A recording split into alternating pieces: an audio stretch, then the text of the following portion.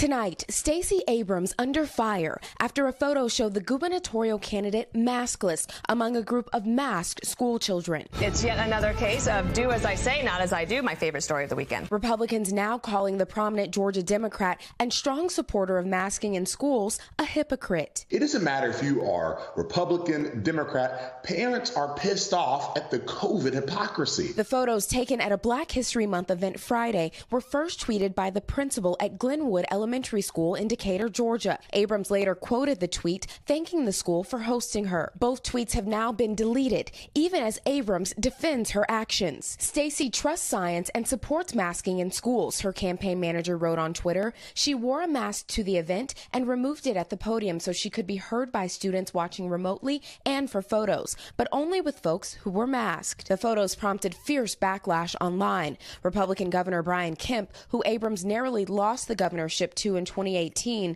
tweeting, Stacey Abrams wants state government mask mandates for Georgians and their children, but it looks like they wouldn't apply when she's attending a photo op. Kemp's communication director vowing to use the photos in political ads leading up to the midterm election. Former Republican Senator David Perdue, who's also running for governor, has added the photo to his Twitter profile with the tagline, Unmask Our Kids. Abrams isn't the only Democratic leader whose masking has come under scrutiny. New York Representative Jamal Bowman was criticized for a photo showing him with a group of high school students, all masked except for Bowman. How much do incidents like this hurt Democrats in the eyes of the American people? This is what has gotten people kind of exhausted with the politics of the pandemic, is that lack of consistency. And that's what's hurting Democrats right now.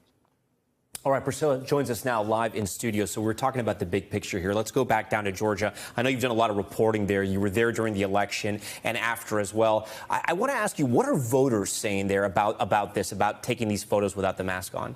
Yeah, well, Republican voters are certainly up in arms about it, but those are likely folks who were never going to vote for Stacey Abrams. I spoke to one Democratic voter who called it a, quote, poor choice, but the handful of other Democratic voters I spoke to and that voter say they still plan to cast that ballot for Stacey Abrams. So I think that there's no question this will come up in debates and in political ads leading up to Election Day. And it's really going to be interesting to see what impact it could have on undecided voters.